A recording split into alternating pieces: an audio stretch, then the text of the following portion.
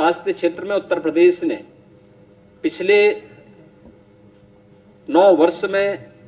एक नई प्रगति की है, एक नया प्रयास किया है। और इस प्रयास के अंतर्गत आप इस बात को देख सकते हैं कि जिस राज्य में पहले मात्र 36 मेडिकल कॉलेजेस थे, जिसमें से 17 से कम केवल गवर्नमेंट मेडिकल कॉलेजेस थे, आज उस राज्य में 81 मेडिकल कॉलेज, 2 एम्स और कई हमारे पास सुपर स्पेशलिटी के हॉस्पिटल्स वर्तमान में कार्यरत हैं। ये सुविधाएं और देश के अंदर सबसे अधिक 5,46,00,000 से अधिक प्रधानमंत्री जन आरोग्य योजना के अंतर्गत आयुष्मान कार्ड के गोल्डन कार्ड देने वाला राज्य यूपी है। सबसे अधिक गोल्डन कार्ड भी उत्तर प्रदेश दे रहा है। अब नेक्स्ट क्या? हमने टर्सरी केयर के रूप में अपने मेडिकल कॉलेजेस को विकसित किया है। कुछ मेडिकल कॉलेजेस इसमें विकसित हो रहे हैं। हर जिले के अंदर डायलिसिस की सुविधा निःशुल्क में उपलब्ध करवाने की कार्रवाई के साथ ही वहां पे रेडियोलॉजी की व्यवस्था, खासतौर पर एमआरआई, सीटी, कलर डॉपलर, डिजिटल एक्सरे, इन सब की व्यवस्था का प्रावधान जनपद स्तर पर करने की तैयारी के साथ ही नेक्स्ट स्तर पर इस बजट में देश का यह पहला सेंटर होगा जिसको हम SCPGI में करने जा रहे हैं। टर्सरी के बाद क्वार्टरली हेल्थ केयर सेंटर की स्थापना का एक बड़ा कार्य है, जिसके लिए हम लोगों ने पहले चरण में 250 करोड़ रुपए का प्रावधान इस बजट में किया है। और यह एक बड़ी घोषणा है यूपी की दृष्टि से, खासतौर पर जिसमें ऑर्गन ट्रांसप्लांट की दृष्टि से किसी भी प्रकार के उस अभियान को आगे बढ़ाने के लिए यह बहुत बड़ा सेंटर SCPGI इस कार्यक्रम को लेकर के आगे बढ़ाएगा। इसके साथ ही प्रदेश ने उन जनपदों में, जिन जनपदों में हमारे डिस्ट्रिक्ट हॉस्पिटल को हम लोगों ने मेडिकल कॉलेजेस के साथ संबद्ध किया है, वहां पे डिस्ट्रिक्ट हॉस्पिटल के कार्यक्रम को बनाने की एक प्रक्रिया तेजी के साथ आगे बढ़ सके, ये इसके लिए धनराशि की व्यवस्था की है। राष्ट्रीय वन हेल्थ मिशन के अंतर्गत राज्य वन हेल्थ मिशन के लिए भी धनराशि की व्यवस्था इसमें की है। और जो हमारे मेडिकल कॉलेजेज हैं, उन मेडिकल कॉलेजेज में छात्रावास का निर्माण हो सके, इसके लिए भी हम लोगों ने अतिरिक्त धनराशि की व्यवस्था की है। इसके अलावा प्रदेश के अंदर रोड सेफ्टी की दृष्टि से, रोड सेफ्टी के लिए आवश्यक प्रावधान करने के साथ साथ अगर कोई दुर्घटना होती है, रोड एक्सीडेंट होता है या कोई आपदा आती है, उन स्थितियों में ट्रॉमा हमारा उतना ही सशक्त हो, इसके लिए ट्रॉमा के लिए भी नए ट्रॉमा सेंटर विकसित करने के लिए भी धनराशि की व्यवस्था सरकार ने इस बजट में इसके लिए की है। और प्रदेश के अंदर मेडिकल के सेक्टर में भी, हेल्थ सेक्टर में भी मिडटेक की स्थापना हो, इसमें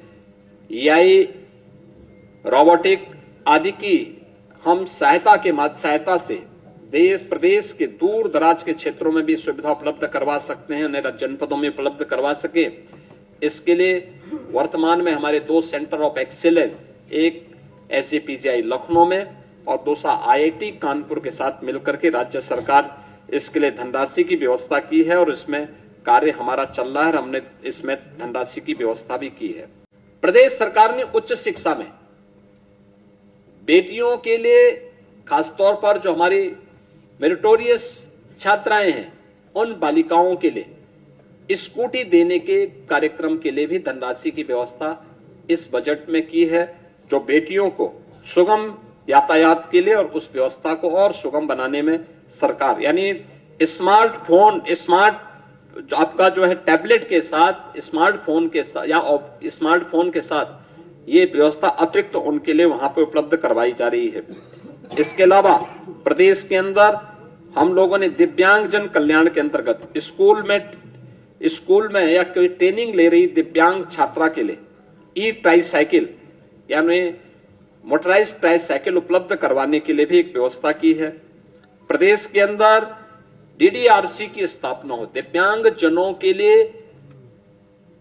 उनके नजदीक के सेंटर में ही कृत्रिम अंग उपकरण वितरण के लिए स्क्रीनिंग और उपकरण वितरण हो सके, उनको ये सुविधा उपलब्ध हो सके, इसके लिए बजट में इसका प्रावधान किया गया है। 3 से 7 वर्ष के दिव्यांग बच्चों के लिए शिक्षण प्रशिक्षण के लिए डे केयर सेंटर की स्थापना के लिए भी धनराशि की व्यवस्था की गई है। और अन्य जनपदों की दृष्टि से खासतौर पर कुछ जनपद हैं अयोध्या, मथुरा, झांसी, मुजफ्फरनगर, देवरिया, जौनपुर, जहां पे समेकित विशेष माध्यमिक विद्यालयों के स्थित दिव्यांग जनों के लिए विद्यालय होते हैं, इसके निर्माण की कार्रवाई को भी इसमें हमने इसकी व्यवस्था इसके साथ की है। प्रदेश के अंदर यानी ये इस दिव्यांग बच्चों के प्रशिक्षण के लिए भी अन्य 9 जनपदों में भी गोरखपुर, वाराणसी, प्रयागराज, अयोध्या, लखनऊ, बरेली, झांसी, मेरठ और आगरा में यहां पे विशेष जो दिव्यांगजन बच्चे 3 वर्ष से लेकर 7 वर्ष तक के बच्चे, उनके प्रशिक्षण और उनके शिक्षण के लिए विशेष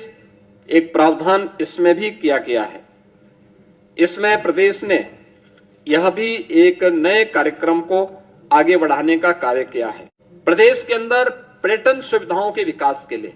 उत्तर प्रदेश ने एक लंबी छलांग लगाई है। 2017 के पहले सुरक्षा का वातावरण नहीं था, अच्छा इंफ्रास्ट्रक्चर नहीं था, उत्तर प्रदेश का परसेप्शन देश और दुनिया के अंदर खराब होने के कारण यहां पे न पर्यटन सुविधाएं थी और न ही उसके विकास के लिए सरकार की रुचि थी, न सुरक्षा था, तो कोई आने का प्रयास नहीं करता था। 24-25 में 122 करोड़ पर्यटकों ने उत्तर प्रदेश के धार्मिक स्थलों की और अन्य हमारे जितने भी पर्यटन के केंद्र हैं अलग अलग, चाहे वो इको टूरिज्म के हों, हेरिटेज टूरिज्म के हों, एडवेंचर से जुड़े हुए केंद्र हों, इन सब में उन्होंने आकर के यात्रा की। पर्यटन अपने आप में एम्प्लॉयमेंट का भी एक बहुत बड़ा माध्यम है, ढेर सारा रोजगार का सृजन करता है।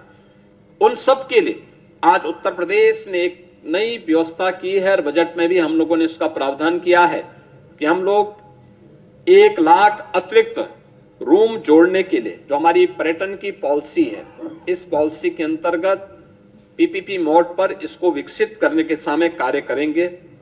50,000 नए होम स्टे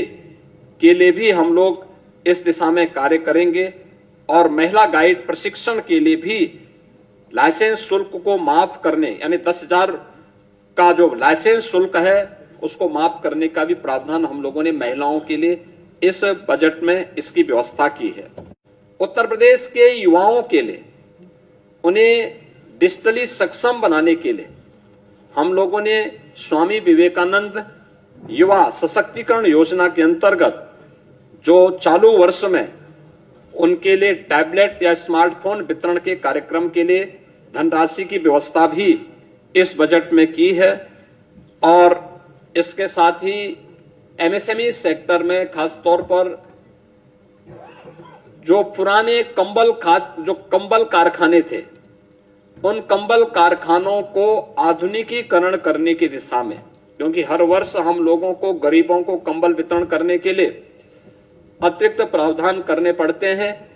उसके लिए भी हम लोगों ने इस बजट में इसका प्रस्ताव किया है। आईटी एंड इलेक्ट्रॉनिक्स सेक्टर के लिए विशेष, जिसमें उत्तर प्रदेश एआई मिशन की व्यवस्था,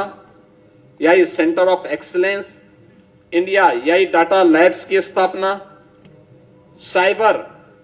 फ्रॉड को रोकने के लिए साइबर सिक्योरिटी ऑपरेशन सेंटर की स्थापना का भी विशेष प्रावधान इस बजट में हम लोगों ने यहां पर किया है। और जो मैंने पहले भी कहा है कि जो डाटा सेंटर की मांग को देखते हुए इसमें काफी बड़े विस्तार को आगे हमने इसका विस्तार किया है। प्रदेश में कई डाटा सेंटर की वर्तमान में स्थापना हो रही है, लेकिन इनका डाटा सेंटर क्लस्टर की स्थापना हो जो एआई के लिए आवश्यक है, उस दिशा में आज सरकार ने इसकी भी घोषणा की और उसके लिए बजट की घोषणा की है। और डाटा सेंटर क्लस्टर की इस नई योजना से भी हम लोग कार्यक्रम को आगे बढ़ा रहे हैं। उत्तर प्रदेश ने शिक्षा के क्षेत्र में कुछ मॉडल दिए थे,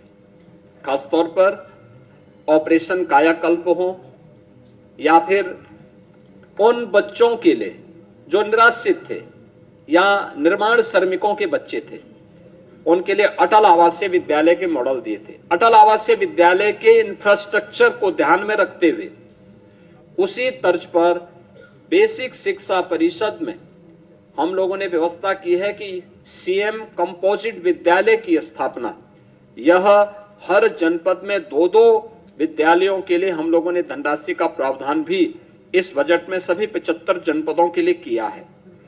इसके अलावा प्रदेश के अंदर कस्तूरबा गांधी विद्यालयों, अभी बहुत कुछ हमारे विकासखंड ऐसे थे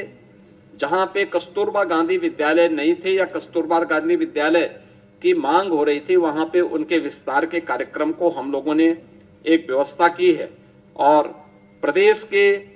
जो हमारे प्रसिद्ध स्कूल हैं, माध्यमिक स्कूल हैं, इसके अलावा उच्च शिक्षण संस्थानों के लिए भी,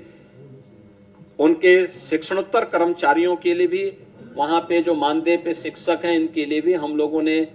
कैशलेस यानी आयुष्मान भारत की तर्ज पर कैशलेस उपचार की व्यवस्था के लिए धनराशि की व्यवस्था भी इसमें की है। सभी प्रकार के शिक्षकों को इसके साथ हम लोगों ने जोड़ा हुआ है,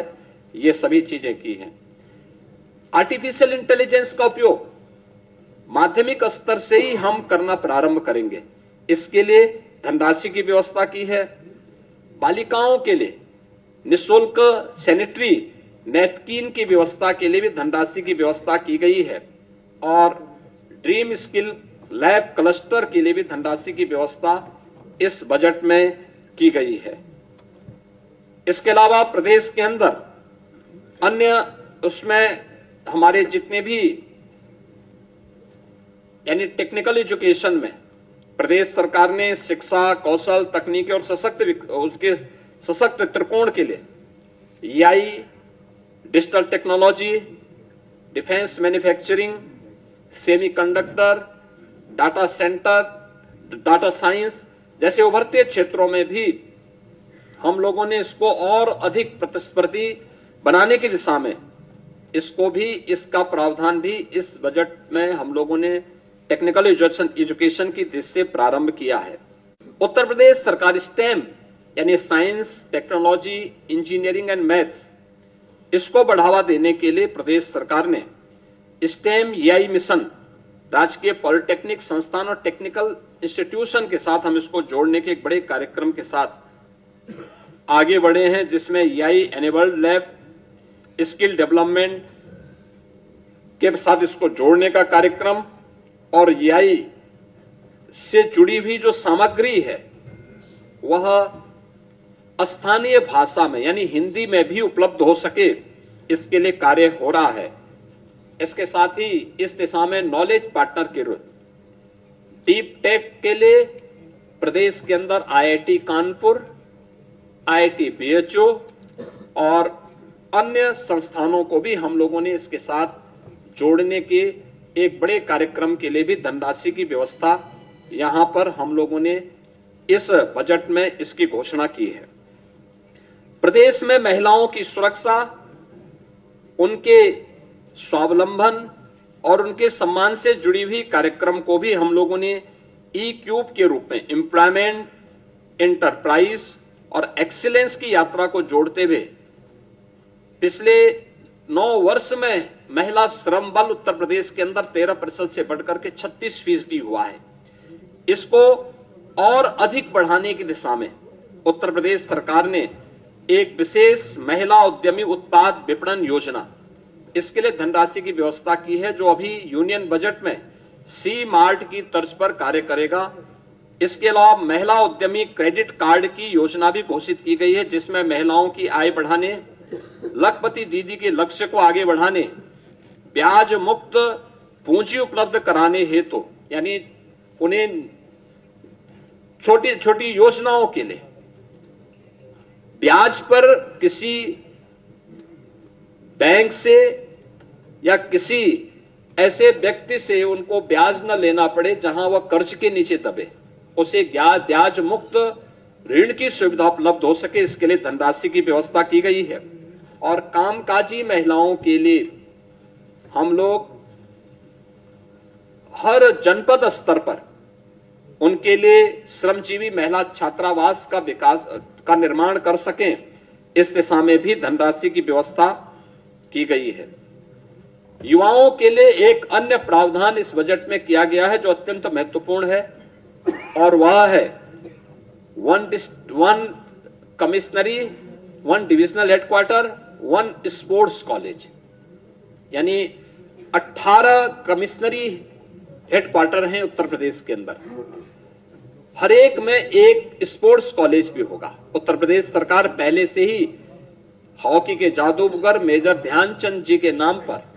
हम लोग मेरठ में स्पोर्ट्स यूनिवर्सिटी का निर्माण कर रहे हैं, जो अप्रैल मई तक बनकर के तैयार हो जाएगा। उसमें सत्र प्रारंभ हो चुके हैं। अब उत्तर प्रदेश ने 2030 के अहमदाबाद कॉमनवेल्थ गेम्स और 2036 के ओलंपिक की भारत की प्रस्तावित दावेदारी को ध्यान में रखते हुए उत्तर प्रदेश का युवा अच्छी संख्या में इन आयोजनों में भागीदार बन सके, इसके लिए 18 कमिश्नरी हेडक्वार्टर पर यानी डिविजनल हेडक्वार्टर पर हम लोग एक एक स्पोर्ट्स कॉलेज की स्थापना करने के साथ ही उन्हें एक स्पेसिफिक स्पोर्ट्स के लिए सेंटर ऑफ एक्सीलेंस के रूप में विकसित करने की दिशा में भी कार्य कर रहे हैं। इसके लिए हम लोगों ने धनराशि की व्यवस्था इस बजट में भी इसकी व्यवस्था की है। बाकी अन्य धनराशि की व्यवस्था हर ग्राम पंचायत स्तर पर ओपन जिम के निर्माण के लिए उसकी प्राथमिकता के साथ जोड़ा है। वहां पर अन्य कार्यक्रमों को भी विकसित करने के लिए खेल के मैदान का हो, मिनी स्टेडियम का हो, स्टेडियम के निर्माण का हो, खेलो इंडिया कार्यक्रम के अंतर्गत भी इन्हें विकसित करने की दिशा में भारत सरकार के साथ मिलकर के हम लोग इन कार्यक्रमों को आगे बढ़ाने का कार्यक्रम स्पोर्ट्स के माध्यम से कर रहे हैं। प्रदेश में मछुआरों को बेहतर मूल्य दिलाने के लिए state of art wholesale fish मंडी और फिश प्रोसेसिंग सेंटर के लिए भी धनराशि की व्यवस्था स्टेट में की है। लैंड लॉक्ड स्टेट में यूपी की प्रगति इस दिशा में देश के अंदर अग्रणी राज्यों में है और इस दिशा में उस जो कार्य करने की संभावनाएं हैं, इसमें वर्ल्ड फिशरीज प्रोजेक्ट सेंटर की स्थापना का भी एक बड़े कार्यक्रम को हम आगे बढ़ा रहे हैं, जिसको एक सेंटर ऑफ एक्सीलेंस के रूप में विकसित करने की कार्रवाई को भी व्यवस्था की है। 4 चीनी मिलों की क्षमता संवर्धन के प्रावधान को, जिसमें छाता मथुरा के अश्वनी और logistic hub, wearing house complex हेतु भी धनराशि का प्रावधान किया है और अन्य चीनी मिलों में भी इसकी व्यवस्था के प्रावधान किए गए हैं। मित्रों, बजट में अलग अलग विभागों के लिए सभी बजट प्रावधान में काफी वृद्धि की गई है। खासतौर पर जो बजट के प्रावधान हुए हैं, इसमें हमारा अवस्थापना और औद्योगिक विकास के लिए भी इसमें काफी वृद्धि हुई है। आगरा लखनऊ से हरदोई फर्रुखाबाद गंगा एक्सप्रेस वे की कनेक्टिविटी के लिए धनराशि की व्यवस्था की गई है। गंगा एक्सप्रेस वे से प्रयागराज, मिर्जापुर, वाराणसी, चंदौली, सोनभद्र तक यानी शक्तिनगर तक इसके विस्तार का घोषणा हुई है। गंगा एक्सप्रेसवे को मेरठ, हरिद्वार तक ले जाने के लिए भी बजट में घोषणा की गई है और पूर्वांचल लिंक एक्सप्रेसवे को यानी सोनभद्र के शक्तिनगर तक, चंदौली, गाजीपुर तक ले जाने के कार्यक्रम को भी हम लोगों ने आगे बढ़ाया है। यूपी बायोफ्यूल प्लास्टिक केंद्र को भी विकसित करने की कार्रवाई को हम लोगों ने आगे बढ़ाया है और एफडीआई फॉर्च्यून 500 के अंतर्गत आने वाली जो कंपनियां हैं, एफडीआई के लिए आने वाली कंपनियों के लिए भी विशेष प्रावधान हम लोगों ने इस बजट में उसकी घोषणा भी की है। इसके साथ ही एमएसएमई सेक्टर में काफी बड़ी संख्या में हम लोगों ने इसको प्रोत्साहित करने के लिए कार्य किया है और एक बड़ा घोषणा, हर जिले में स्किल डेवलपमेंट के एक बड़े केंद्र को, जहां से हम हब एंड स्पोक मॉडल पर उस कार्यक्रम को आगे बढ़ा सकते हैं। इसके तहत सरदार वल्लभ भाई पटेल एम्प्लॉयमेंट जोन, इसके लिए भी प्रावधान की घोषणा की है, जिसमें 50 एकड़ से लेकर के 100 एकड़ क्षेत्रफल के एक बड़े क्लस्टर में स्किल डेवलपमेंट कार्यक्रम के साथ ही अन्य कार्यक्रमों को भी लागू करने का एक विशेष कार्यक्रम किया गया है। वन डिस्ट्रिक्ट वन कुजीन योजना के अंतर्गत भी स्थानीय खाद्य पदार्थों की ब्रांडिंग की जा सके, इसको प्रोत्साहित करने का भी प्रावधान इस बजट में किया गया है और उनके लिए विशेष प्रावधान किया गया है। उत्तर प्रदेश में अब अनएम्प्लॉयमेंट जो रेट है, इसको हम 2.24% तक के नीचे लेके आने में सफल हुए हैं। यह स्थिति 2017 के पहले यह लगभग 17 से 19% तक था। आज इसको हम नीचे करने में सफल हुए हैं। जॉब लेड ग्रोथ को लेकर के हम लोगों ने इस पूरे बजट की जो हमारी सोच है, युवाओं के प्रति समर्पित भाव के साथ जो भी ग्रोथ हो वह उनके एम्प्लॉयमेंट को लेकर के भी हो और युवाओं के एम्प्लॉयमेंट पर विशेष रूप से ध्यान देते हुए एमएसएमई, स्टार्टअप, ओडीओपी और स्थानीय उद्यमियों को विकसित करते हुए बृहद निवेश की नई योजना के साथ उत्तर प्रदेश को इन्वेस्टमेंट डेस्टिनेशन के साथ एम्प्लॉयमेंट जनरेटर के रूप में भी एक बड़ी भूमिका के साथ आगे बढ़ाने का तय। और इसके लिए आपने बजट में इन चीजों को देखा होगा, कैसे उत्तर प्रदेश ने अब उस दिशा में कार्य करना प्रारंभ किया। इमर्जिंग टेक्नोलॉजी को लेकर के आज जो बड़ी घोषणाएं हुई हैं, उन बड़ी घोषणाओं में जो बहुत महत्वपूर्ण सेक्टर है कि उत्तर प्रदेश सरकार जहां पे चल रहा है, आपने देखा होगा उत्तर प्रदेश राज्य में हमेशा इस बात को देखने को मिलता था कि अलग अलग विभाग अलग अलग समय में अलग अलग डाटा प्रस्तुत करते थे। हमारी सरकार ने तय किया है कि हम यूपी के अंदर एक स्टेट डाटा अथॉरिटी का गठन करेंगे। स्टेट डाटा अथॉरिटी या उत्तर प्रदेश के अंदर रियल टाइम डाटा और उसकी रियल टाइम मॉनिटरिंग के साथ साथ उसके लिए भविष्य की योजनाओं को आगे बढ़ाने में भी एक बड़ी भूमिका का निर्वहन करेगा। बजट की जो हाइलाइट्स हैं उनमें से ये भी है। दूसरा, इमर्जिंग टेक्नोलॉजी के लिए आर्टिफिशियल इंटेलिजेंस या अन्य सेक्टर में कार्य करने के लिए डाटा सेंटर क्लस्टर की स्थापना, यह भी बजट में इसका प्रावधान, इसके लिए भी धनराशि की व्यवस्था की गई है। मेडटेक और डीपटेक के लिए एआई मिशन की घोषणा, यह भी इस बजट के अंदर है, जिससे युवाओं के लिए स्किल युवा को अधिक से अधिक जॉब हम उपलब्ध करवा सकें। इसके लिए उनकी स्किलिंग की प्लानिंग भी इस बजट में, उसका महिला उद्यमी उत्पाद और विपणन केंद्र के रूप में उसे विकसित करना, सी मार्ट के रूप में लोकल स्तर पर एसएचजीज के माध्यम से उन महिलाओं को प्रोत्साहित करने के लिए एक बड़ी घोषणा ये भी है, जिसमें स्थानीय स्तर की महिलाएं एसएचजीज के माध्यम से जो अपना लोकल गांव में, शहरी क्षेत्र में अपना प्रोडक्ट बनाती हैं, महिला स्वयंसेवी समूहों को प्रोत्साहित करने के लिए स्कीम एक महत्वपूर्ण भूमिका का निर्वहन करेगा। City economic zone SCR, Kashi Mirzapur economic zone, Prayagraj Chitrakoot economic zone, Kanpur Jhansi economic zone, ये क्लस्टर डेवलप करने की एक नई कार्रवाई को आगे बढ़ाने के लिए भी बजट में प्रावधान किया गया है। और ईज ऑफ डूइंग बिजनेस के बाद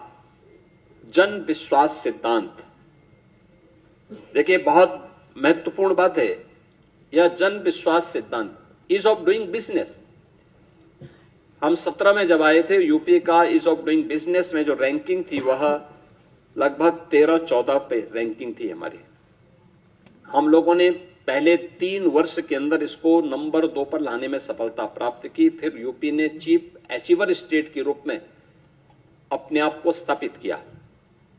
अब हम जन विश्वास सिद्धांत के रूप में निवेश करने वाले निवेशक को सिंगल विंडो सचमुच दिखाई दे। इसके लिए उन सभी चीजों में रिलैक्स करना, रजिस्ट्रेशन, लाइसेंसिंग आदि की कार्रवाई को अधिक सरल और सहज बनाने के लिए हमें इस दिशा में आगे कार्य कर, इस दिशा में इसको अब लागू करने की दिशा में यूपी आगे बढ़ा है। प्रदेश में डिजिटल एंटरप्रेन्योरशिप योजना, इस स्कीम को भी यूपी ने आगे बढ़ाने की दिशा में इस बजट में इस पर कार्य किया है। लेकिन इन सभी पर हमें सफलता तब मिली है जब प्रदेश के अंदर उस प्रकार के वातावरण को बनाने में हमें सफलता प्राप्त हुई। खासतौर पर उसके लिए प्रयास किए गए रूल ऑफ लॉ, यही रियल ग्रोथ है, यही उसकी गारंटी है। यानी rule of law real growth की गारंटी है। हर व्यक्ति सुरक्षा की गारंटी चाहता है और वह गारंटी आज यूपी दे रहा है। सुरक्षा है, स्मार्ट पुलिसिंग है और त्वरित न्याय व्यवस्था। यह नागरिकों को भी और निवेशकों को भी,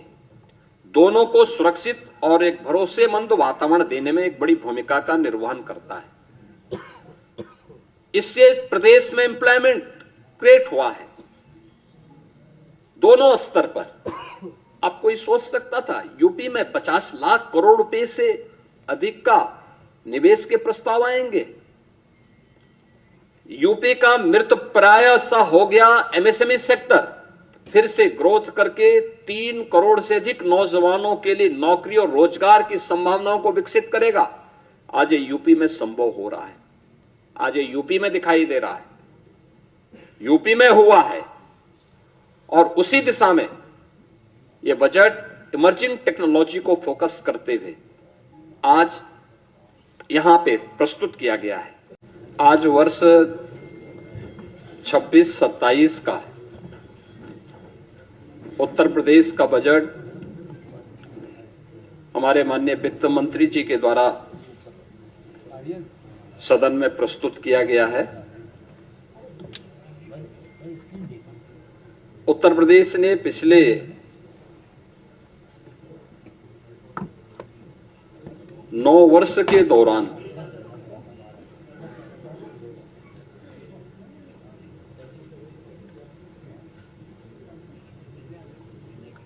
अपना परसेप्शन बदलने में जो सफलता प्राप्त की है,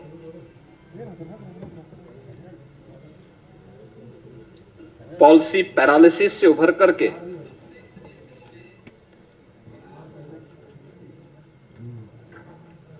परसेप्शन को बदलकर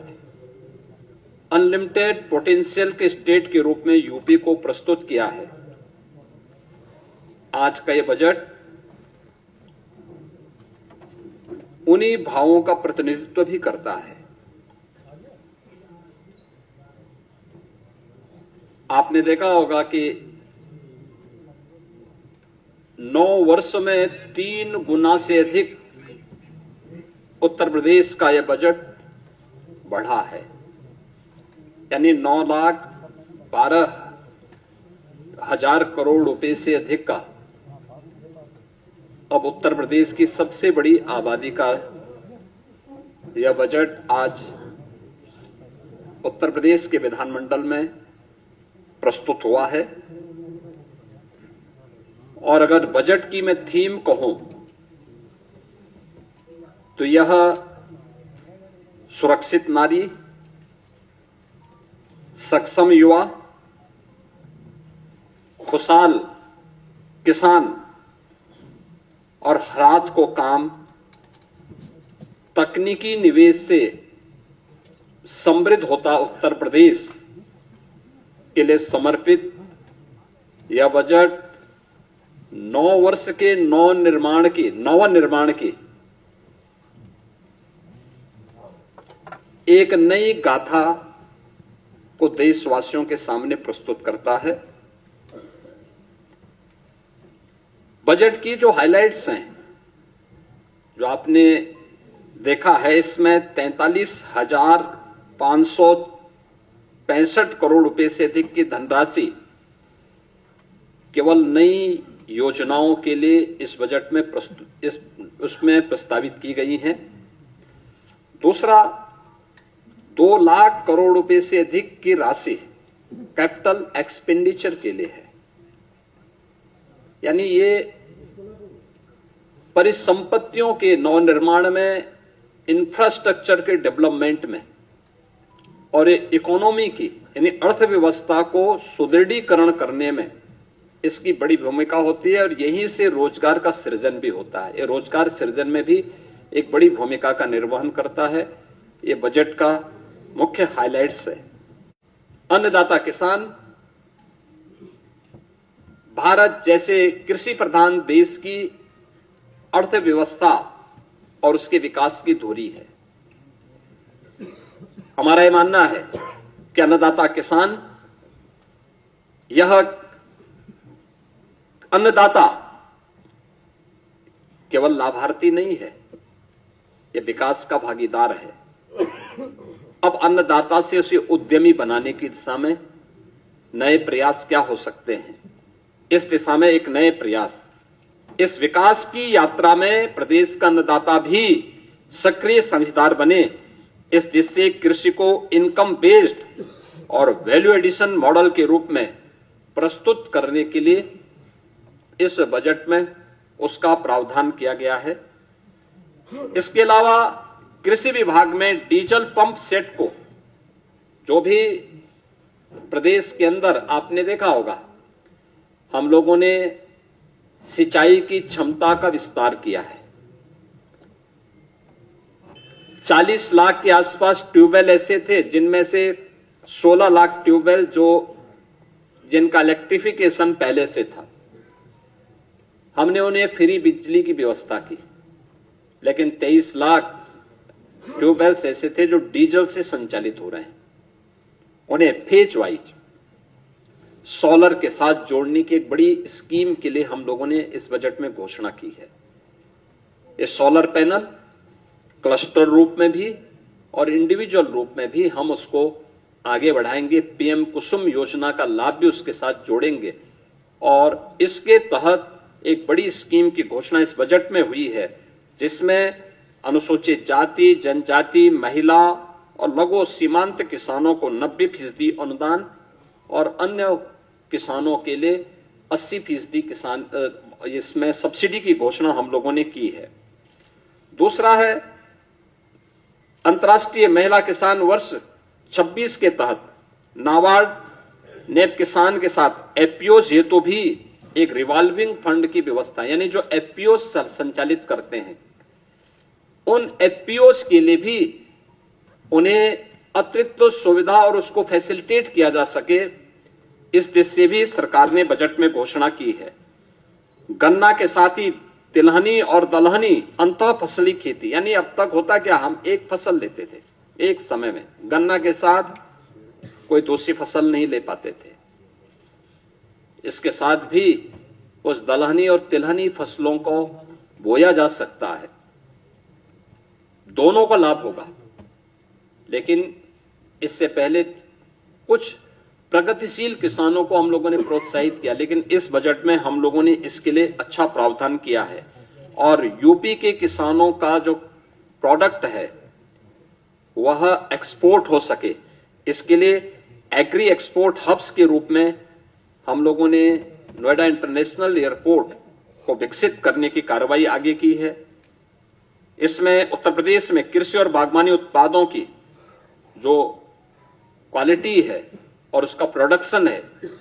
इस दिशा में भी सरकार ने इस बजट में उसका प्रावधान किया है। वर्ल्ड बैंक के साथ हम लोग मिलकर के UP agrees platform, UP agrees के कार्यक्रम को आगे बढ़ा रहे हैं। हम लोगों ने इसके विस्तार की व्यवस्था भी की है और इसको एआई टूल्स के साथ जोड़ने की, यानी आर्टिफिशियल इंटेलिजेंस का उपयोग यहां पे कैसे हम कर सकते हैं, इसके बारे में भी एक बड़ी घोषणा इसमें की गई है। विश्व की सबसे बड़ी अन्न भंडारण योजना, इसमें उत्तर प्रदेश में इस बार हम लोगों ने बजट में 2 लाख मीट्रिक टन अतिरिक्त खाद्यान्न भंडारण की क्षमता विकसित करने का टारगेट भी तय किया है। यानी स्टॉक, यहां पे प्रदेश के अंदर वेयर हाउसिंग का निर्माण हो, बड़े बड़े गोदाम बने, इसके लिए विशेष सब्सिडी की व्यवस्था, इसके लिए हमारी पहले से पॉलिसी है। उस पॉलिसी के दायरे में जो भी निवेश करना चाहेगा उसको हम प्रोत्साहित करेंगे और ये इस भी स्कीम हम लोगों ने दी है। इसके अलावा पशुओं को बीमा सुरक्षा देने के उद्देश्य से मुख्यमंत्री जोखिम प्रबंधन और पशुधन बीमा योजना में भी हम लोगों ने